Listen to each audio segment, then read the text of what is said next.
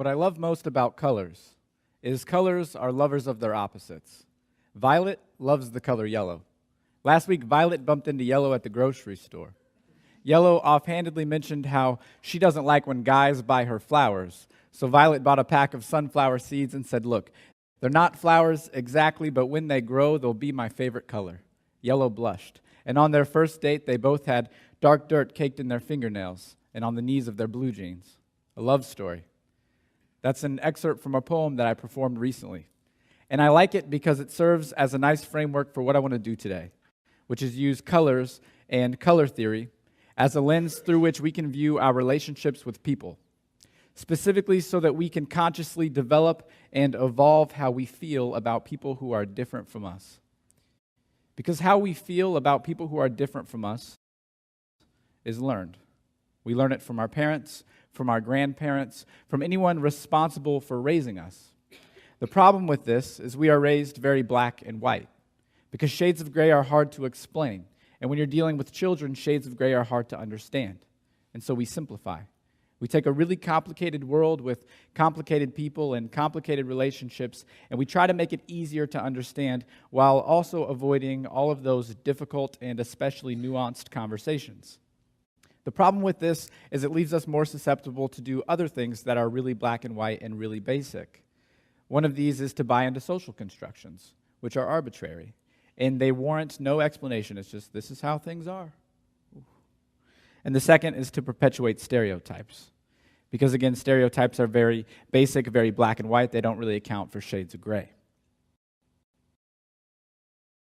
You see, in color theory, you've got a 12-part color wheel, and all the different ways that these colors achieve harmony with one another. And I want to talk about the two most fundamental ways of achieving color harmony. We learned about these in elementary school art class. They're very basic.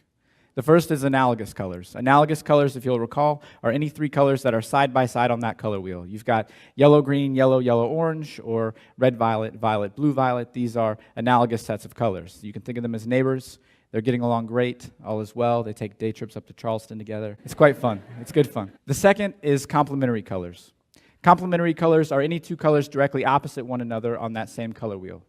These colors couldn't be more different from each other, and it is because they are so different that they go together so well. Because maximum contrast creates maximum stability.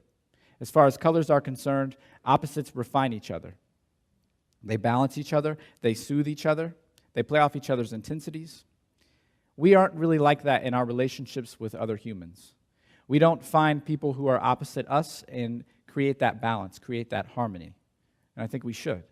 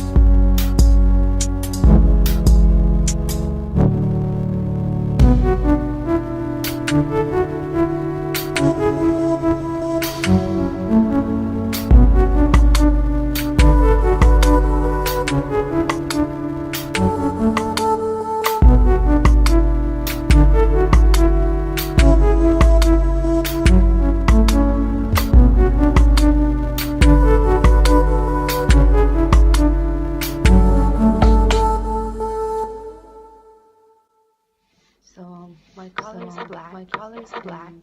And what black means to me is oppositions. It's a beginning. It's an ending. It's danger. It's safety. It's silence. But at the same time, it's very deep. So it can be so loud. It's nothing. But at the same time, it can be anything.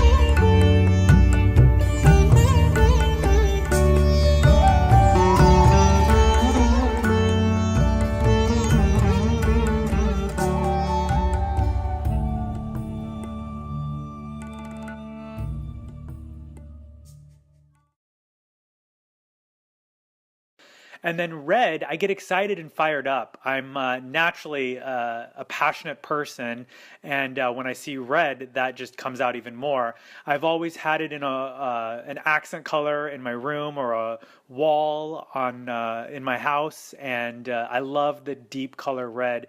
I'm passionate, I'm an Italian, and I'm a Taurus, so red makes sense. I also have a temper, which I've worked very hard to contain, and perhaps the balance of green and blue that I love works with me and balances out my love of red.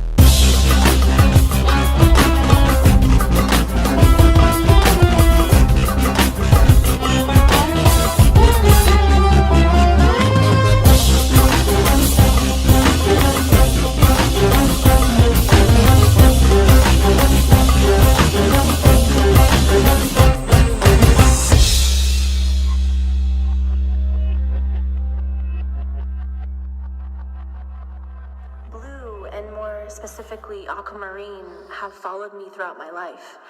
And I believe it stems from being a Pisces and our stone being aquamarine. And I'm very big into birthdays, so something about it makes me feel more like myself when I see the color blue. And my whole life has always been accented with aquamarine, whether it be a new necklace with my birthstone or even my eyes or a new dress. It was always blue because it makes me feel like me.